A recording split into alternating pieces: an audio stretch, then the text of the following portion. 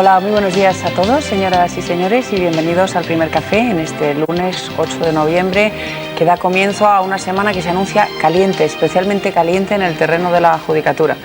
Una semana que hemos querido empezar con un invitado que nos pueda arrojar luz sobre esta cuestión, el presidente de la Asociación Profesional de la Magistratura, don Santiago Martínez Vares. Muy buenos días, bienvenido. Muy buenos días, Isabel, muchas gracias. Y le vamos a preguntar, en cuanto presente a los contertulios, le voy a preguntar si es verdad eso de que van a ponerse ustedes en huelga, o en huelga de celo al menos, como anuncian algunas asociaciones. Es lo que nos falta. Procuraré darle satisfacción. Ya es lo que nos falta, que se pongan los jueces en huelga es realmente lo que nos falta. Bueno, vamos a ver. Don Miguel Ángel Aguilar, muy buenos días. Muy buenos días, sí, estamos muy preocupados por eso.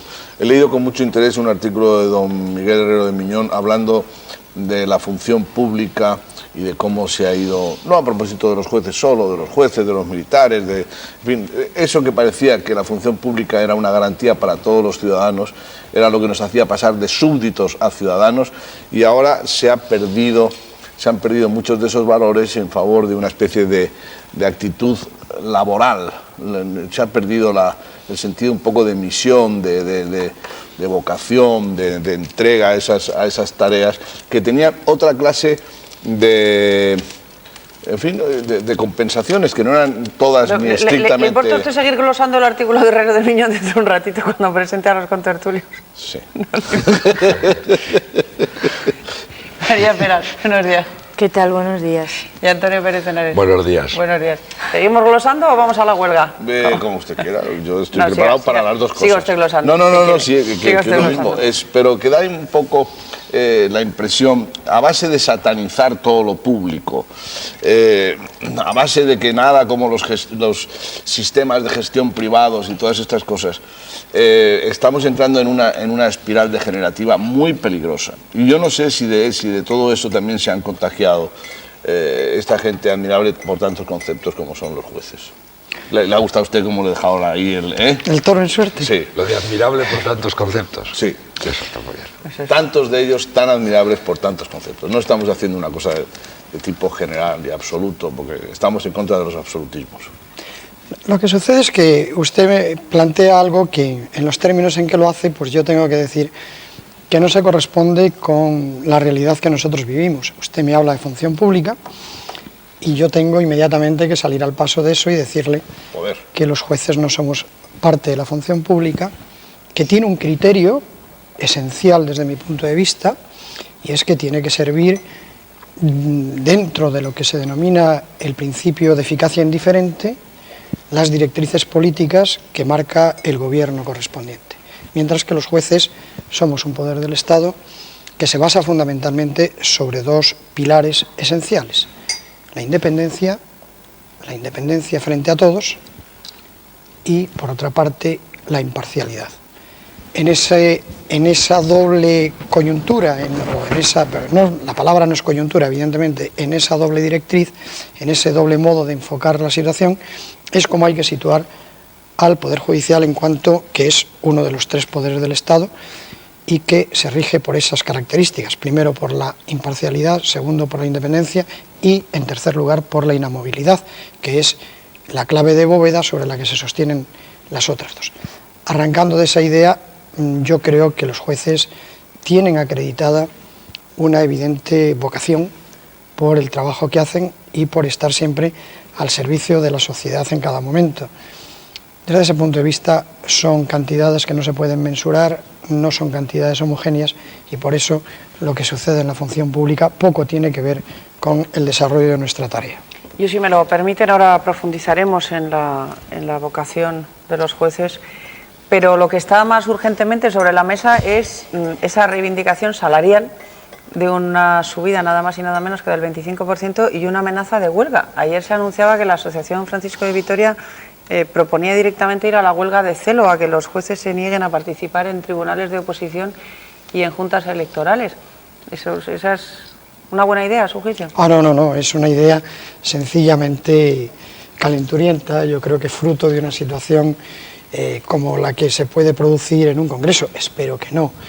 El problema de base lo acaba usted de plantear muy bien, y además me da la oportunidad de decir bien claro, posiblemente con toda la fuerza que yo pueda desarrollar en este momento y con el poder de convicción que desearía tener para, de una vez por todas, llevar al ánimo de los ciudadanos que el problema no es ese.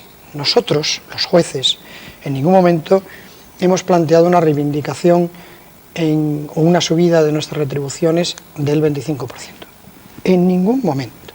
Nosotros lo que estamos hablando es de que se cumpla una promesa que el Estado asumió con el Poder Judicial, el Estado, y que plasmó el gobierno de turno y que los sucesivos gobiernos se han limitado a cruzarse de brazos y a mirar para otro lado. ¿A qué me refiero? A que me refería ya hace un momento a la independencia judicial. A la independencia judicial como clave de todo el desarrollo de la tarea y de la función judicial en cualquier Estado de Derecho, por supuesto en el nuestro también. ¿Qué quiere eso decir? Pues quiere decir que la independencia tiene también un componente, y sé que se nos ha dicho que no lo hemos explicado bien, bueno, pues quizá hemos pecado de no tener la capacidad de comunicación hacia afuera de explicar lo que eso significa. Significa que en el artículo 403 de la Ley Orgánica del Poder Judicial se dice expresamente desde 1985, y no ha tenido el desarrollo posterior, se dice que el Estado, no el gobierno de turno, garantizará la independencia económica de jueces y magistrados. O lo que es tanto como decir que reconocerá la singularidad de la función que nosotros ejercemos en cuanto que cada vez que pronunciamos una sentencia o dictamos una resolución, estamos ejerciendo poder, por muy difuso que ese poder sea. Entonces, lo que nosotros le estamos diciendo al Parlamento, y por eso hablamos de conflicto de poderes, y al Ejecutivo, es: desarrolle usted ese mandato para evitar situaciones como esta. Es decir, conceda usted autonomía presupuestaria en la medida en que hay que hacerlo con el Consejo General del Poder Judicial, que es nuestro órgano constitucional de gobierno. A partir de ahí, establezca con la necesaria transparencia y en el foro adecuado, que sin duda son las cámaras legislativas, qué tienen que ganar los jueces, por qué conceptos tienen que ganarlo, para que el juez sepa qué es lo que va a percibir y para que el ciudadano conozca también con todo detalle qué percibe un juez por el trabajo que se le obliga. Y para que no dependa de la voluntad política del gobierno de turno. Ahí voy. Claro. Esa sería la última parte. Es decir, lo que también queremos es no tener que repetir una y otra vez situaciones como las presentes, en la que un poder está llamando a la puerta de otro y diciendo: retribúyame usted mejor porque esta situación ya no se puede sostener. Y para eso pedimos también que además en esa ley se recojan criterios objetivos que permitan actualizar periódicamente esas retribuciones sin necesidad de llegar a este punto. Pero permítame un segundo, brevemente. En ningún momento hemos pedido el 25%. Esa cifra mágica a la que se aferra todo el mundo para lanzándonosla con el efecto boomerang correspondiente, aparece en un documento de trabajo del Consejo General del Poder Judicial, otro elemento en lo que se refiere al conflicto de poderes, porque no se nos está negando a nosotros, sino que se está yendo contra lo que en su momento puso sobre la mesa el Consejo General del Poder Judicial. Aparece en ese documento de trabajo donde se dice: los jueces han perdido una cantidad tal como consecuencia de la falta de poder adquisitivo, y además habría que incrementarlo en el concepto de productividad de esta manera. Eso es todo, pero nosotros lo que estamos reivindicando en serio, de verdad, es una ley de retribuciones. Y ahora, volviendo al problema que usted me planteaba en primer lugar, de la huelga. Cuando se llega a una situación como la que estamos, en la que te cierran la puerta, literalmente, y nosotros estamos abiertos al diálogo, pero llegamos el pasado día 3 al Ministerio de Justicia a esperar una respuesta sobre qué podía suceder, y literalmente nos dicen: cero, no hay ninguna posibilidad de subida, pues naturalmente te descorazona, dices: bueno, llevamos 2 años y medio detrás de este asunto y ahora nos dicen ustedes que solo ley de retribuciones, cuando hace 2 años y medio nos dijeron ley de retribuciones no, habrá que ir a la revisión de complementos, etcétera. Bueno, pues eso explica nuestra decepción. Ahora, ¿qué vamos a hacer los jueces? Bueno, yo no sé lo que vamos a hacer los jueces en este instante, porque estamos pendientes de una reunión. Ahora, sí le puedo decir que a título personal, yo desde luego no voy a ejercer un derecho que no tengo, creo yo que no lo tengo, como es el derecho de huelga, que es un derecho que tienen todos los ciudadanos, pero que creo que los miembros del Poder Judicial no lo poseemos, por lo tanto yo no lo voy a ejercer, y tengo la impresión de que la asociación profesional, como asociación mayoritaria en el seno de la carrera judicial, muy mayoritaria por otra parte, no va a entrar en esa dinámica. Propondremos otro tipo de medidas, posiblemente ¿Qué medidas? A ver. Pues es que ¿Y ya el le paro, digo. el paro simbólico ese de los 5 minutos tampoco? Bueno, eso sería ya algo a considerar, porque eso desde luego no se podría considerar huelga, eso entraría dentro del tiempo que uno puede tomarse un café como cualquier otro ciudadano que trabaja, eso no se podría Yo llamar he de ese oído muy modo. atentamente el tema de la ley de distribuciones, lo de los criterios objetivos, pero en esto de la economía al final, esto es cuánto. Claro. Y lo que yo le estoy preguntando es que usted dice el 25, dice, bueno, esa cifra, bueno, es la única cifra que ha salido porque es la cifra que figura en un documento de trabajo suyo. Y yo le pregunto tranquilamente, ¿cuánto? ¿Cuánta es la subida que estiman los jueces que sería para ponerse a hablar? ¿De qué tanto por ¿Y cuánto ciento? gana un juez para que se ¿Y enteren cuánto nuestros gana un juez? telespectadores? Sí. Porque además hay una cosa, sí que les han ofrecido la subida que le han ofrecido a todos los funcionarios, el 2%. Y hay una cosa que no sé si a ustedes les preocupa, pero creo que debía de preocuparles. Creo que la gente más desprestigiada en el terreno salarial y de reivindicaciones salariales son los pilotos, porque siempre han pedido unas... ¿No temen ustedes que tal y como está en estos momentos el patio, con todo el mundo ahí aguantando con el 2, el 3%, etcétera? Eso del 25... mal. España va bien, querido. Me molesta tener que Miguel recordártelo. Ángel, no líes. Me parece Miguel Ángel, fenomenal. tranquilo. Luego cuando Que tú, vengas aquí cuando tú estés crear hablando... malestar a la audiencia. Oye, Cuando tú Miguel estés hablando, te prometo que voy a hacerte un chascarrillo. Bien. Te lo prometo. No, yo Pero quiero... tiene que ser tan ingenioso como el Por suyo. supuesto, si no, no lo haré, me vale. callaré. Bien. Lo que le quiero decir A es cuánto es, y si no son conscientes de que dada no precisamente su buena, pongamos, fama social en estos momentos, una petición que es la que ha salido, la del 25%, ¿no temen ustedes que su descrédito ya alcance niveles? Y además, esto de pedir tantísimo en un momento en que los españoles, mire usted, irá España bien, pero aquí los salarios suben un 3. ¿Y las stock option? Ah, pero para eso usted que es de Telefónica. Bueno, ahora hablaremos de eso. Bien, yo voy a intentar contestar a las interrogantes que usted me plantea y explicarle a la audiencia, qué es lo que importa, qué es lo que nosotros estamos diciendo. Fíjese, lo he dicho categóricamente, en ningún momento, y nadie lo habrá oído en mi boca, hemos pedido un 25%. Pero no, yo por ir por orden, Vamos por por centrar el debate. ¿Cuánto gana un juez? Bueno, se lo digo con facilidad. Ahora mismo los magistrados del Tribunal Supremo están en algo más de 900.000 pesetas, en torno a esa cifra. ¿Netas o brutas? Netas, netas. Netas. Netas. Pues no está mal, ¿eh? No, es que eso Magistrados es lo... del Tribunal es que Supremo. ese es el problema. Magistrados Es que ese del es el Tribunal problema. Supremo. Bien. Un juez de primera instancia, es decir, el escalón inicial, el más bajo, el juez que sale de la escuela judicial y va a cualquier punto de la geografía española, pues está en orden a las 280.000 pesetas. Netas. Netas, Tampoco está siempre mal. hablamos de netas. Bueno, depende como usted lo vea. Porque... Hombre, para un chaval recién aprobada la oposición. ¿no? Bien, ese chaval, primero, es un señor que lleva muchísimos años dedicándose a prepararse en serio para ejercer esa tarea que yo entiendo que es trascendental, como hay muchas en la sociedad, pero esa desde luego entre las primeras. Segundo, se supone que tiene una vocación que hay que pagar. Podría haber elegido otras profesiones jurídicas en las que seguramente con el mismo esfuerzo o prácticamente el mismo esfuerzo podría tener unas retribuciones mucho mejores. Y segundo, sabe que el mercado está llamando a su puerta y podría encontrar retribuciones infinitamente mejores en el campo de la empresa privada y sin embargo elige irse a un pueblo en unas condiciones de soledad muy importantes porque está dispuesto a afrontar algo que le apasiona. Y es que la vocación del juez también hay que pagarla.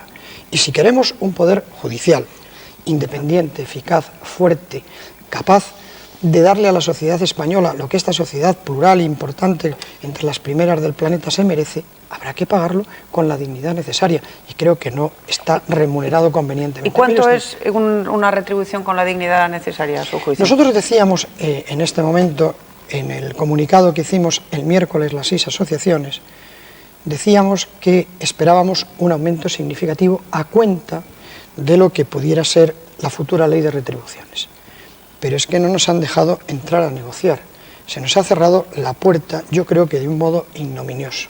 Después de que se nos han creado, se han generado expectativas, porque no se olvide usted que este gobierno le subió a los magistrados del Tribunal Supremo, cosa que nos pareció entonces extraordinariamente bien, el 60% de sus retribuciones, ahora se nos dice a nosotros que no puede ser más allá del 2%. Y le digo una cosa, vamos a ser en este momento, al año 1999, entrando en el año 2000, el 1 de enero, vamos a ser, no los funcionarios, porque ya he dicho al principio y lo he sentado como cuestión básica y esencial, no somos función pública, vamos a ser incluso peor tratados que los funcionarios, porque nosotros no vamos a tener esos 13.000 millones que se prevén para distribuir entre el resto, entre la función pública. A nosotros no se nos va a dar ni tan siquiera eso.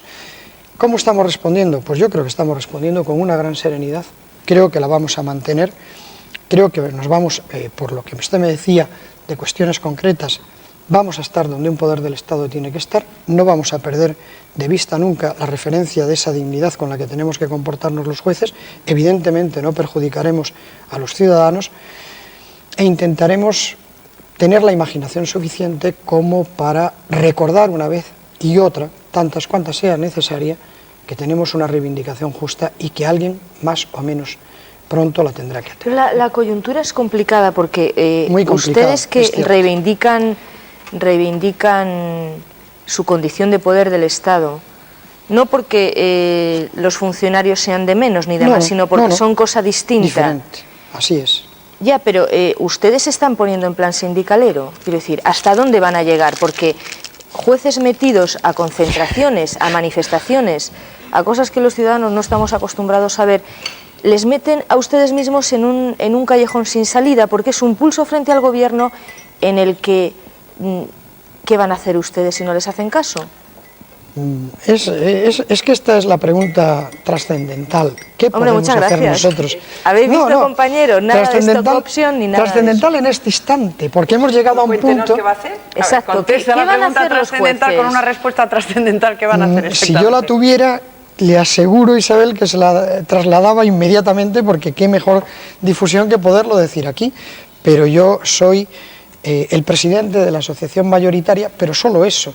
Tengo que contar con el resto de las asociaciones, hay 3 asociaciones judiciales más, hay 2 asociaciones de fiscales, que todos estamos ahora mismo embarcados en esta aventura en la que nos estamos moviendo, y digo lo de aventura en el sentido más estricto de la palabra, porque para nosotros esto es aventurarnos y penetrar en un terreno que no nos es sencillo, porque las asociaciones son otra cosa, no son sindicatos. En cualquier caso, usted descarta la huelga. Yo personalmente... La de celo incluso, luego, está legal que plantea yo sé que es darle bazas al adversario, decirlo así con esta claridad. Incluso algún compañero me ha reprochado, hombre, pero ¿cómo pierdes esa baza? Pues sencillamente la pierdo porque yo no puedo decir otra cosa diferente de la que estoy pensando. Tengo que ser en ese sentido transparente y decir, un poder del Estado no puede ejercer el derecho de huelga. Sé que hay, poder del Estado. Perdóneme, sé que hay discrepancias, incluso sé que hay dictámenes y posiciones doctrinales de catedráticos de Derecho del Trabajo que opinan otra cosa, pero yo creo que no puedo suspender, que sería lo que habría que hacer, suspender el ejercicio de mi profesión y el ejercicio de mi trabajo de ese modo. Creo que un juez no puede hacer. Yo le quería decir una cosa. Cuando él dice continuamente, quien está enfrente de nosotros en este momento. Cuando usted dice continuamente, acabar. Sí, no, que está en medio de la frase. Poder del Estado. Claro, pero el poder del Estado no nace. El Estado no es una cosa, el Estado es la sociedad. Claro. El Estado tiene. Así es. Y ese Estado se representa, o sea, todo poder nace de la voluntad popular. Así ¿no? es. Y la voluntad popular se expresa mediante unas urnas que hay en el Parlamento. Y hay si ustedes quieren como poder del Estado, tendrán que hacer ese referente a la soberanía popular, por tanto, esa ley de retribuciones. No es una cuestión, por tanto, al gobierno, sería una cuestión que ustedes tendrían que plantear al Parlamento. Así lo he dicho, así bueno, lo he dicho. ¿y en estos momentos hay algún grupo político que esté planteando esa ley de retribuciones? Ustedes han planteado todos. ¿Y eso en qué trámite está? Bueno, vamos a ver. Mire usted, esto voy a empezar por el final. Simplemente, o sea, ¿cómo se puede resolver el conflicto? Como hagamos aquí la genealogía de la ley de retribuciones. No, quiero decir, muy brevemente. Isabel, es simplemente decir si esa ley está en el Parlamento y si con eso se resolvió el conflicto. Voy a intentar hacerlo muy brevemente. Mire usted, cuando las conversaciones han comenzado con cierta intensidad, después de que el 8 de julio se nos dijera que no, nosotros hemos iniciado una ronda de conversaciones con los partidos políticos, con los grupos políticos, y en todos hemos oído lo siguiente. la próxima legislatura tiene que ser la legislatura de la justicia. Hay que resolver los problemas que tiene. Y por eso, en el reciente congreso celebrado en Sevilla por nuestra asociación, hemos planteado unas conclusiones y una primera ponencia que se titula así: por un pacto de Estado por la justicia. Y ahí están. Y por eso también, supongo, se suprime en la próxima legislatura el Ministerio de Justicia. Bueno, tiene mucho Grandísima sentido. idea, Si Miguel quiere Ángel. usted podemos entrar en eso. Yo también lo comparto, lo hemos dicho y Grandísima lo idea. tenemos dicho por escrito hace muchísimo Sobre tiempo. todo con el ministro. Pero que no me tenemos hagan ahora, perder o la el hilo ministra. porque tiene mucho interés lo que dice nuestro compañero de mesa. Todos nos dicen eso y todos nos dicen habrá que hacer esa ley de retribuciones, seguro. Luego vamos a tener, y yo espero que así sea, en la próxima legislatura, ley de retribuciones. ¿Pero qué ha sucedido? ¿Qué ha sucedido? Pues mire, lo que ha sucedido es que ya desde marzo de 1997 a este gabinete, a este gobierno, se le planteó: haga usted cuanto antes la ley de retribuciones para el Poder Judicial. Y entonces se nos dijo: no es posible hacer una ley de retribuciones, lo he anticipado antes. Hagamos unos retoques en los decretos de complementos que nos permitan llegar hasta el momento en que eso sí sea posible. Y ahora, cuando la legislatura está absolutamente agotada, totalmente agotada, sabemos que las cámaras se disuelven ya, entonces se nos dice: ahora vamos a hacer una ley de retribuciones. Bueno, eso linda con la mala fe, que es lo que nosotros decíamos. Lo que pasa es que ya estamos acostumbrados a esto. Cuando se llega a San Bernardo 45, donde dije digo, digo Diego, y las cosas son muy diferentes de cuando se está. ¿Y por qué con el ministro socialista Mújica les fue mejor? Pues Quiero porque, decir, si me permite, no hay peor cuña que la de la misma madera. no, es que es sorprendente y me Sí. gustaría que nos diera su perspectiva, porque la actual ministra de Justicia es juez y no solo juez, ha sido de la Asociación Profesional Sí. de la Magistratura, Sí. asociación que usted ahora preside y que es la mayoritaria dentro de la carrera judicial. Y fue apoyada por la PM para ser ministra de Justicia. Y cuando llegan los suyos, les ha ido mejor con Mújica, que era abogado, era ministro socialista, era un tío que entendía mejor, ¿no? Estaba más... Sí, es verdad. ¿Eso cómo se lo explica usted? Pues porque yo supongo que la perspectiva cuando se es gobierno y cuando se está en otro lugar es muy diferente. Lo decía hace un momento, cuando donde dije digo Diego, ¿verdad? Es verdad y sorprende pues leer cosas como decir: hombre, las asociaciones no son el Poder Judicial, solo el 51% de los jueces está asociado. A mí me gustaría que ustedes se refiriesen a qué grupo, en cualquier actividad tiene un nivel de asociación nada más y nada menos que del 51%. Evidentemente, ninguno. Lo digo yo, hemos tenido aquí la Claro semana que sí, pasada claro que sí. al señor secretario general de Comisiones Obreras. Claro que sí. Bueno, eso da idea de la fuerza que tiene y de lo representativo que es el movimiento asociativo judicial. Pero bueno, prescindiendo de eso, yo ya sé que las asociaciones no somos el Poder Judicial, claro que lo sé, pero yo sí soy el Poder Judicial. Y es Poder Judicial, como órgano de gobierno, el Consejo General del Poder Judicial. Y ese es el Que, enfrentamiento. por cierto, se ha subido el sueldo. Exactamente, Bueno, también en notablemente, otra ¿no? proporción, igual que los En una- magistrados en del una Tribunal proporción. Supremo. Lo mismo, Yo- prácticamente lo mismo. Con Yo, ese argumento. Si me permiten ustedes, quería ir Donde usted precisamente a eso, a un terreno yo creo que más comprensible o más interesante para la ciudadanía. Y tengo dos preguntas. Una relativa a esa. ¿En qué medida pesa en el ánimo de los jueces de base a la hora de exigir esta reivindicación tan alta el hecho de que los miembros del Consejo General del Poder Judicial y los magistrados del Supremo y del Constitucional sean los primeros que se han subido el sueldo? O sea, aquí primero los generales y luego los curritos ya veremos, ¿no? A mí eso visto desde fuera me parece bastante feo. Yo no sé si... Sin embargo, si me permites, qué gran ejemplo está dando el fiscal general del Estado. Ese también. A ese se lo El hacen primero dar, Miguel de la Ángel. organización. Por narices. Está aguantando El primero, ahí, sí. defendiendo la Pero pena de muerte, pero aguantando con un sueldo mínimo que tendría Yo no creo derecho que a... Cardenal haya a que se le defendido la pena de muerte a que- nunca, no a seas que se- malvado, a que no se le mezcles churras revisara. con merinas. Se ha subido el sueldo, pero no... No se ha subido el sueldo. Bueno, se lo han aguantando subido. con una Tampoco paciencia se lo han enorme, subido. ¿no? Ah, él lo está pidiendo Está también, sacrificado. exactamente. No, es una equiparación Eso también merece legal. explicarse. Sí. Es una Pero vamos a equiparación la legal. pregunta de Isabel. Eso no, luego voy a la otra. Eso es. Vamos a su pregunta. Hombre, se ve pues con la lógica estupefacción. ¿Por qué? Porque cuando se produce la subida del Tribunal Supremo por este gobierno, una subida muy importante, yo creo que muy merecida, porque es la cúpula, porque es la referencia, tiene la importantísima tarea de establecer la jurisprudencia y de decirnos al resto de los tribunales cuál es el camino y cuál es la seguridad jurídica que tenemos que impartir cuando dictamos nuestras resoluciones, pues naturalmente eso generó unas expectativas. Cuando después se produce la subida del Consejo General del Poder Judicial, pues aumentaron esas expectativas y va pasando el tiempo y el resto de la carrera mira hacia su referencia y dice, bueno, pero ¿qué pasa aquí?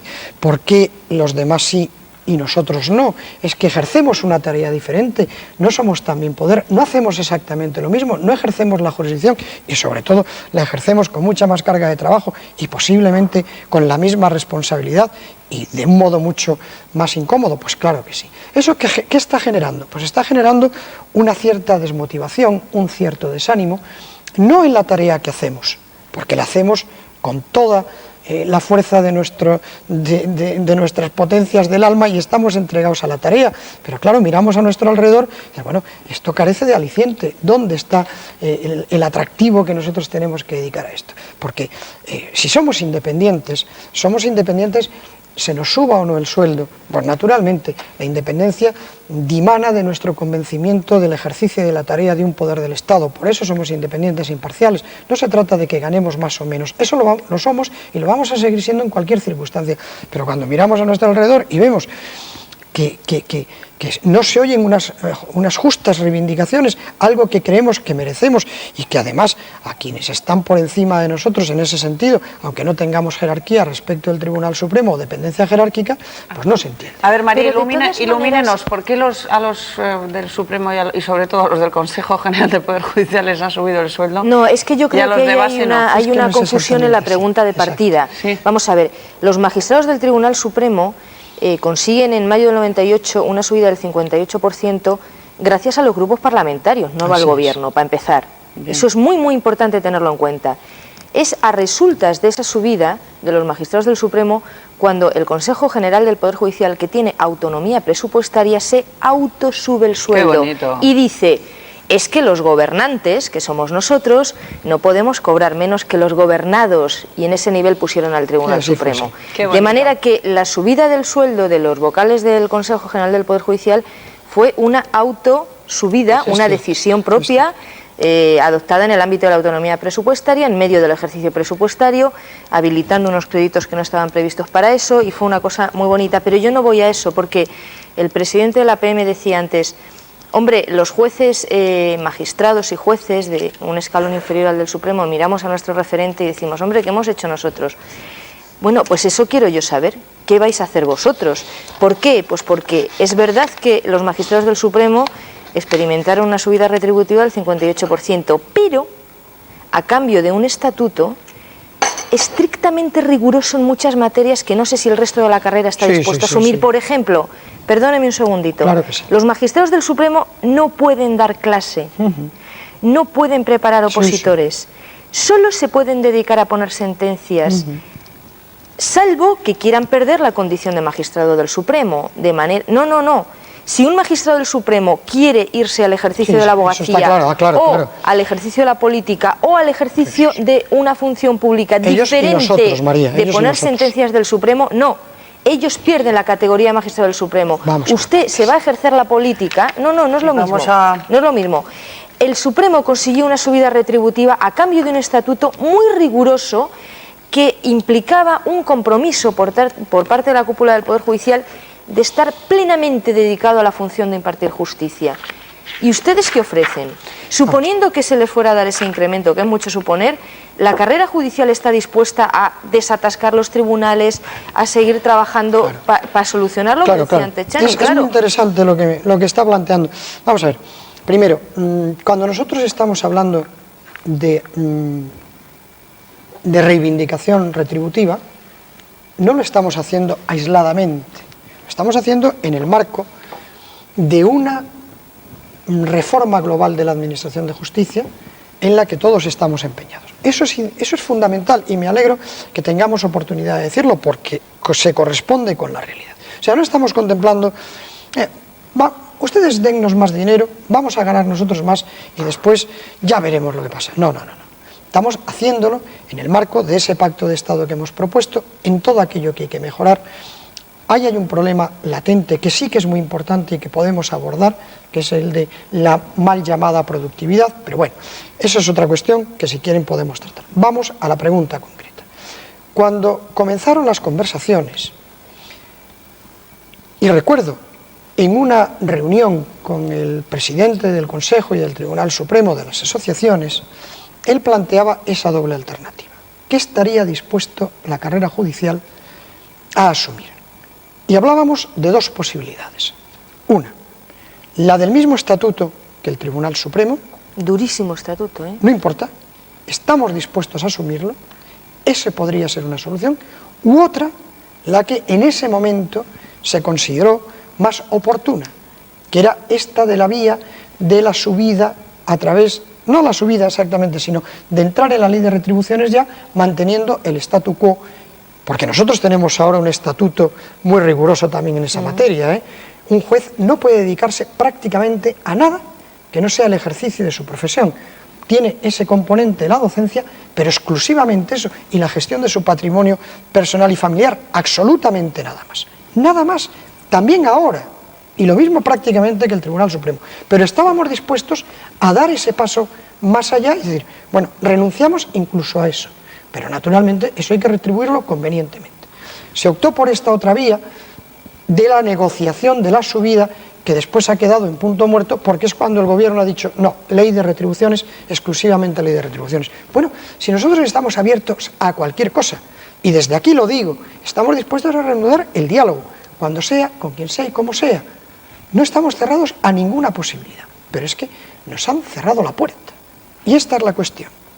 Pero el Estatuto del Supremo, lo que sea necesario, si nosotros no tenemos miedo a nada, estamos dispuestos a resolver la cuestión como sea y cuanto antes. Y con lo que sea, ¿con cuánto se conformaría? Digamos, ya lo he dicho, un aumento, estamos hablando en el corto plazo, porque si hablamos de ley de retribuciones, eso habrá que discutir. En el corto plazo. Pero en el corto plazo, lo hemos dicho, un aumento significativo. Pero es que no nos han dado oportunidad de discutir. Pero que es un aumento significativo. Pues eso es lo que yo quiero saber. Pero yo le pregunto, puede ser un 12%. ¿En cuánto cree usted que es? Un 10%, un 12%. ¿Se puede fraccionar en anualidades? Si es que ¿Se puede vincular a la productividad, por ejemplo? Vamos a ver. Como en otros órdenes de la administración. Yo creo que no, por lo que voy a exponer. Y esto es muy importante y creo que convendría que se entendiera bien. Nosotros no estamos negando la productividad. Creemos que en las retribuciones de un juez puede caber, y tengo dudas, pero creo que se puede ir por esa vía, puede caber un concepto que llámese productividad o llámese cualquier otra cosa, habría que buscar la denominación menos ofensiva para los oídos de los jueces, pueda remunerar determinadas funciones que un juez pueda hacer. Por ejemplo, la participación en una comisión de servicio, la sustitución de otro órgano judicial cuando está vacante para evitar situaciones como las que estamos viviendo, o la participación en planes de refuerzo o medidas de urgencia en un determinado tribunal. Eso se podría contemplar. Pero es que el ciudadano, los otros poderes, tienen que saber que hablar de productividad en el seno de la carrera judicial y del Poder Judicial es introducir un factor muy perturbador, porque dictar sentencias no tiene nada que ver con cualquier otra actividad en la que se pueda decir, usted tiene que pronunciar 24 sentencias a la semana. Oiga, mire usted, eso es materialmente imposible, porque usted querrá unas sentencias dictadas en conciencia, con la calidad técnica necesaria, que yo me estudie lo que me han planteado ustedes. Ustedes saben, ¿alguien imagina lo que es resolver un plan de ordenación urbana? Que lo resuelve la jurisdicción contenciosa administrativa, lo que eso implica, o dictar una condena de las que dicta la jurisdicción penal habitualmente. Forma habrá para que no hagan ustedes el vago sin que nadie les pueda decir nada. Bueno, vamos a ver, pero eso bueno, lo considero... No, es que... Si me permites, creo... Habrá jueces vagos, ¿no? Naturalmente. Pues claro, y entonces... pero mínimos. Por eso digo sí, que los hay. Pero para eso está justamente... Hombre, María lo acaba de decir, si es así, busquemos la solución. ¿Dónde está la solución? En el servicio de inspección Hay de uno que tribunales. se llama- Sanciónese, persígase, haga lo que haya que hacer. Pero por favor, no diga usted que los jueces españoles no trabajan, que hay no uno son que vagos, se que llama son vagos. hay uno que se llama Liza Swain, que fue expulsado en 1991 por retrasos escandalosos y que ahora resulta que le han readmitido y que además que le tienen que pagar todo lo que le han dejado de pagar en estos años, ¿no? Conozco esa sentencia. Lo cual es bastante sorprendente, la verdad. Bueno, porque volvemos al principio y volvemos a la esencia de la cuestión. El Poder Judicial pues está sujeto a la ley que le da el Parlamento y a la interpretación que hay que hacer en cada caso. Y a veces pues no resulta sencillo casar esa interpretación con lo que la norma dice y pueden darse situaciones que pueden chirriar en lo que la percepción que la ciudadanía puede tener del problema. Pero volviendo a la pregunta, que es lo que me importa. Efectivamente, claro que hay ovejas negras, pues naturalmente somos del orden de 3.000 y ahí cabe todo, ¿no? Pero vamos a ver, la inmensa mayoría de los jueces está trabajando por encima de sus posibilidades, está soportando unas cargas de trabajo totalmente disparatadas. Y eso habría que abordarlo también, la política de módulos y la planta judicial, todo eso hay que tenerlo muy en cuenta, pero que pueda haber casos, desde luego, nunca significativos, hay que resolverlos por la vía del servicio de inspección. Pero vamos a ver una cosa. Dígame Uno, usted. la tarea es excelsa. A lo mejor el asunto va porque tengan ustedes menos tarea. Quiero decir, Sí, por lo acabo de decir. que no instruyan, que Lo no acabo de decir. instruyan ustedes las causas, que las instruya otro. Segundo, la resolución, por ejemplo, de los planes de urbanismo o de tantas otras cosas. O de tantas otras cosas, a veces muy pequeñas, pero muy O de la trascendentes. intervención de Banesto, de no sé qué, para Sí. lo cual hace falta una preparación económica o urbanística o de cualquier otro orden impresionante, que es muy difícil que resida en una persona que se ha preparado unos años para sacar una oposición. Es decir, que necesitaría una serie de puesta al día, de especialización, etcétera, que no se ve. Y ustedes han hecho una cosa que han perdido, están reclamando algo que yo creo que es muy legítimo, pero han perdido la base de la reclamación, que es la credibilidad. Ustedes no se han dado cuenta de la situación de deterioro en que ese poder del Estado ha caído. Y desde la falta de credibilidad no hay manera de reclamar absolutamente nada, porque lo que está redundando permanentemente en la opinión pública son estos casos como los que acaba de poner delante Isabel San Sebastián, sí. que podríamos hacer un número tal. Y después la escandalera permanente, no ya la discrepancia de una sentencia, sino el sometimiento al ácido sulfúrico de los jueces. Entonces, esto les ha dejado a ustedes en una situación de invalidez, de clara y notoria invalidez. Y por ahí me parece que tienen ustedes muy poca capacidad de ir para adelante, escasísima capacidad. Qué Y luego, me va a permitir usted, por último, Sí. que yo creo que ahí hay una especie de solemnidad que habría que pinchar, ¿no? Que habría que acabar con ella. Este asunto del poder y que nosotros no somos... Pero, ¿qué tiene de malo la función pública? No, si yo no he dicho la función eso. pública Le no tengo es, todo el respeto es que se merece. Ustedes identifican función pública con función gubernamental. No. Y entonces, Lo he fuera dicho de, al principio, fuera de la yo función creo que con pública claridad. está el origen divino del poder. Yo creo que aquí hay que ser más, en fin, menos solemnes, más sencillos en eso. Pues sí, es una función pública hermosísima, dignísima, maravillosa, que no es una función gubernamental, es una función pública, es una función del Estado, pero no es una función que tenga su origen en el paraíso terrenal. No, claro. Bueno, plantea ahí varias Y cosas. callado que he estado. Yo voy Me a alegro, Chani. intentar responderle del mejor modo que sepa, porque es que esto es muy importante. Usted se refiere al desprestigio del Poder Judicial. Efectivamente, no estamos... Hay que represtigiarlo. Sí, Y después reclamar. efectivamente, no estamos pasando por nuestro mejor momento. Habría que ver, porque yo voy a intentar dar algunas pinceladas, porque el asunto tiene suficiente entidad como para que no se pueda despachar con facilidad, ¿verdad? Pero vamos a ver. Con brevedad, por favor, porque nos Lo quedan 10 minutos. voy a y intentar. las preguntas de los telespectadores. Lo voy a intentar. Vamos a ver. Para empezar, Yo dejo a salvo, lo he hecho desde el principio, todo lo que se refiere a la función pública. Nosotros no la ejercemos y la función pública tiene unos criterios que tiene que cumplir y que yo creo que los cumple a la perfección. El Poder Judicial es otra cosa. El Poder Judicial, por su propia naturaleza, podemos decir que es un poder incómodo.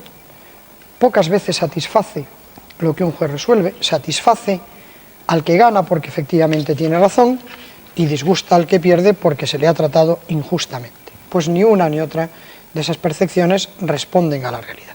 Si además en estos momentos que está en cuestión tantas cosas se le cuestiona, y quiero que me entiendan en el sentido que lo digo, cuando el Poder Judicial resulta especialmente incómodo porque tiene que resolver cuestiones que quizá muchas veces no deberían de llegar a él y con resoluciones que afectan al honor, a la economía, a la libertad de políticos, de personajes poderosos desde el punto de vista económico, que afectan también en ocasiones a los propios medios de comunicación. Todo eso hace, yo lo entiendo así, que en cierta manera, entrecomillándolo y salvando todos los respetos a la situación, haya dado lugar a este desprestigio. Si a eso unimos el que efectivamente se destaca siempre lo que produce sensación y se destacan y se subrayan esas actuaciones de jueces y de tribunales que pueden ser poco comprensibles desde la ciudadanía, pero se olvida la normalidad del trabajo de tantos y tantos jueces anónimos que dictan, que pronuncian del orden de 1.700.000 sentencias al año y que se acomodan perfectamente a lo que debe ser esa tarea, pues eso puede producir esta situación en la que nos movemos, en la que parece que el juez es un ser que casi tiene que pedir perdón en la sociedad por lo que hace. Pues no, mire usted, yo reivindico que eso no es así. Permítame usted que vayamos... En cuanto a la solemnidad, es que es necesario que la tarea del Poder Judicial se revista de esa solemnidad y se le mantenga, y yo lo lamento, que en muchas ocasiones, y la Ley Orgánica del Poder Judicial de 1985 es un ejemplo de ello, se hayan perdido determinadas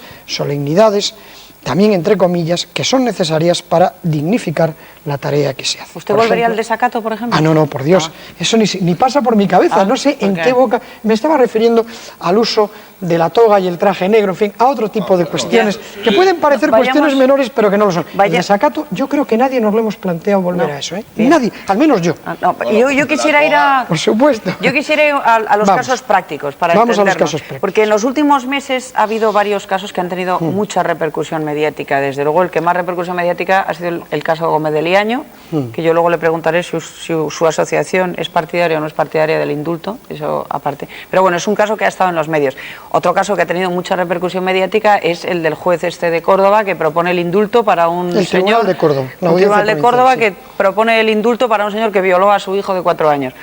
Y otro caso que ha tenido mucha repercusión mediática es el de la juez de vigilancia penitenciaria de no me acuerdo de dónde, que dejó en la calle a un sujeto que estaba cumpliendo condena por asesinato y en cuanto salió a la calle, pumba, se cargó a su novia. Son casos que llegan a la, exactamente, son casos que llegan a la opinión pública. Sí, claro. Y en medio de esa vorágine de casos judiciales que suscitan mucha alarma social, resulta que las asociaciones mayoritarias de la judicatura y minoritarias, las asociaciones de jueces, de lo que se preocupan y de lo que hablan es de que les suban el sueldo. Entonces, usted me va a disculpar, pero para el ciudadano dice, pero bueno, estos señores no tienen otra cosa de que ocuparse más importante claro que la nos tenemos. afecte más. Para responderle brevemente, Isabel, y voy a entrar en todo, pero empezando por el final, es profundamente injusto que se nos diga, ustedes solo se preocupan de pedir aumento de sueldo. No, ahí está nuestra ponencia en el Congreso de Sevilla, por un pacto de Estado por la justicia. Y ahí están expuestas nuestras preocupaciones, nuestras múltiples preocupaciones, nuestro deseo de hablar con quien sea preciso, de dar nuestras ideas y de exponerlas públicamente para que puedan ser aprovechadas en lo que sean válidas, que yo creo que algo tendrán, para mejorar lo que nos importa a todos, que es que la justicia funcione. funcione adecuadamente. Y funciona adecuadamente, tampoco vamos a decir que no funciona. Pues claro que sí, tiene aspectos negros, pero tiene otros aspectos blancos, con una gran transparencia y donde se están haciendo las cosas bien. Que la justicia sigue siendo lenta, que a veces resulta ineficaz, que es cara, pues sí, pues todo eso es cierto, pero no solamente en España, tampoco hay que cargar las tintas en la autocrítica y exacerbarlas. Tenemos un sistema judicial que es el que es razonablemente bueno, lo que nuestra obligación es mejorarlo hasta donde no sea posible. Y en cuanto a esas críticas que los ciudadanos nos pueden hacer legítimamente, que las tenemos además que aceptar con el sentido del juego limpio y de asumirlas porque las tenemos que asumir, para esos supuestos concretos habrá que ver por qué suceden y si efectivamente quienes pronuncian ese tipo de resoluciones las hacen en conciencia y las hacen ajustadas al ordenamiento jurídico, que eso es lo que importa. Y yo creo que sí, aunque a veces pueda parecer lo contrario. Por ponerle el ejemplo de Córdoba, que lo vivo de cerca. Bueno, efectivamente, uno se sobrecoge cuando lee la noticia, pero bueno, ¿cómo es posible que este tribunal que dice que se ha producido ese gravísimo hecho, a continuación solicita el indulto para ese individuo? Pues mire usted, porque lo ha motivado exhaustivamente, porque ha dado una serie de razones que se podrán compartir o no, pero que ahí están y merecen respeto. Y además, porque no lo olvidemos, una decisión de un tribunal que se plantea siempre como si eso fuera ya el camino final y lo último que se puede producir, pues es revisable por los tribunales superiores. Y a lo mejor, dentro de un tiempo, vemos que esa sentencia de la Audiencia Provincial de Córdoba y esa petición de indulto resulta que era correcta o por el contrario se corrige y se dice que no. Pues eso es lo normal y eso es lo que sucede dentro de los tribunales y eso hay que aceptarlo con normalidad y no echarnos las manos a la cabeza cada vez que una decisión judicial no concuerda con el sentir mayoritario. ¿A usted le ha gustado la resolución en el caso Gómez de Leaño? ¿Cree que debería ser revisada? No, son cuestiones diferentes. A mí lo que no me ha gustado es ver cómo un compañero es expulsado de la carrera. No nos gusta a nadie, y eso no es corporativismo, y no hay que decir que el corporativismo es siempre ilegítimo. O sea, ¿que es proporcionada la sentencia a los hechos? Vamos a ver, yo tengo que respetar la sentencia. Eso, hombre, eso todos. Va de suyo. No, claro, es que vamos a respetar. No, si yo le voy a contestar, pero si no la voy a proporción está en el Código Penal, es decir, la pena correspondiente a Gómez de Leaño era la mínima que se le podía poner acreditado que cometió el delito. Le voy a responder. Le he dicho, primero, que lamento mucho la situación personal que está atravesando el juez Gómez de Leaño, lo lamento profundamente porque sé que es un juez absolutamente vocacional, volcado con el trabajo que ha hecho y por lo tanto lamento como juez y como compañero suyo la situación en la que se vive. Primera cuestión. Segunda cuestión, la sentencia. Vaya por delante mi respeto, tanto a la mayoría como al compañero que discrepo. Si usted me permite, yo se lo voy a decir con toda franqueza a título personal. Estoy más en la postura de la discrepancia que en la de la mayoría. Creo que le he dicho todo lo que usted quería saber. Pero es una sentencia, está votada, firmada, publicada y va a misa. ¿Y cómo vería, perdón un segundo, una presión, cómo vería a su juicio la carrera judicial o la que representa a la APM el indulto del gobierno? Bueno, esa es una cuestión, ahí sí que yo ya no tengo opinión, porque eso le corresponde exclusivamente al Poder Ejecutivo, el indulto. No, pero si se produjera, ¿cómo lo vería? ¿Cómo lo vería la carrera judicial? ¿Cree usted que la carrera judicial lo acogería de buen grado bien, o más bien regular, o más bien chirriarían las estructuras? Es una pregunta que yo no creo que tenga la capacidad de conectar con lo que la carrera judicial podría decir. La parte de la carrera judicial que usted representa. Me voy a posicionar a título personal, si me permite. A mí no me importaría que el señor Gómez de Leaño volviera a estar en el escalafón de la carrera judicial. Usted ha dicho muchas veces la palabra independencia y siempre que hay esta sentencia, sin embargo, los ciudadanos y los periodistas decimos independencia, ¿qué? Si casi no sabemos la votación dependiendo de las afinidades políticas de los magistrados. Entonces, ¿qué independencia es esa? ¿No tendrían primero que eliminar esa primera cuestión? Claro. Porque en esta última sentencia el 2-1 casi parecía cantado, claro, y en otras casi se cuenta quién los ha puesto. Vamos a ver, digo claro, y luego es un problema muy oscuro. Tú que has dicho que todo debía venir del Parlamento, ahora sí, pero por eso, no quiero excluir al Parlamento. Me encanta. No quiero excluir al Parlamento, pero ese es el nudo gordiano de la independencia. Me permiten unas palabras sobre eso porque es importante. Hay que lograr por todos los medios a nuestro alcance desterrar la imagen de la politización de la justicia, que no se corresponde con la realidad, pero que es algo que los ciudadanos perciben y que además en cierta medida está justificado. Y me explico. Todo esto arranca del sistema de elección de vocales del Consejo General del Poder Judicial. Cuando la ley de 1985 modifica la anterior de 1980 y entrega la elección de los 12 vocales miembros del Consejo de Procedencia Judicial a las cámaras, yo creo que desconoce lo que fue la intención del constituyente y origina una situación absolutamente improcedente, con todo el respeto que me merece la actuación del Parlamento, como es natural, y que acarrea concatenadamente las consecuencias que estamos viviendo y que permite que hoy se diga que los vocales están designados por este partido o por el otro, con la trascendencia que eso a su vez tiene en la designación de los altos cargos de la carrera. Perdóneme, es que le interrumpo porque tengo muchas preguntas de los telespectadores y las quería, me alegra que se las estés quería suscitando transmitir. Inquietudes en las muchas, ciudadanos. sí, pero van todas en la misma dirección. Ya me imagino. Tomás Ya me Sedano de imagino. Madrid dice: los jueces son independientes pero dependen del dinero de los ciudadanos y si quieren una subida que trabajen más y mejor. ¿Por qué a los jueces que cometen graves errores no les ocurre nada y a mí en mi trabajo si cometo un fallo gordo la empresa me puede despedir? Julio Inés de Madrid dice: como ciudadano pido a los jueces que dediquen más eficacia y diligencia en evacuar sus tareas y menos afán reivindicativo en sus ingresos, que pueden tratar de comparar con el sueldo mínimo. Carlos García de Madrid le dice: ¿qué le dice a usted que un 90% de los españoles no estén de acuerdo con la justicia según reflejan las encuestas? Emilio Navarrete de Málaga: los jueces deberían consultar a los ciudadanos si permiten la subida que están demandando, ya que a los jueces se les paga con el dinero de los impuestos que los españoles pagan al Estado. Y Elizabeth Íñigo de Barcelona le parece, esto es interesante, ¿qué le parece a usted que colectivos como el policial se les pida independencia cuando la remuneración es bastante menor que la que perciben los jueces? Pues podemos empezar como usted quiera. Tenemos 30 segundos porque se nos acaba el tiempo, pero no quería dejar de... Bien, los errores que evidentemente como humanos que somos los cometemos, ya lo he explicado, se corrigen por la vía de la revisión jurisdiccional en los tribunales superiores.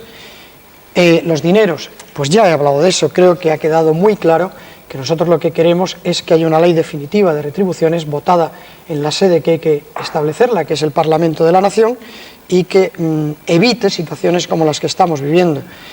En cuanto a que sean consultados los ciudadanos a través del Parlamento, naturalmente, y en cuanto a la policía, hombre, la policía no puede ser independiente, tiene que actuar a las órdenes del gobierno de turno, lo que pasa es que hay que hacerlo con ese principio que yo antes refería de la eficacia indiferente. Nos tenemos que marchar, se nos ha acabado el tiempo mucho antes de lo que quisiéramos y nos tenemos que marchar. Seguiremos hablando de la justicia, que ciertamente necesita un cierto lavado de imagen, a juzgar por lo que ustedes, que son los importantes, nos dicen. Nos marchamos, mañana volveremos a estar con ustedes y entre tanto les deseamos que tengan un día muy feliz. Hasta mañana. Muchísimas gracias.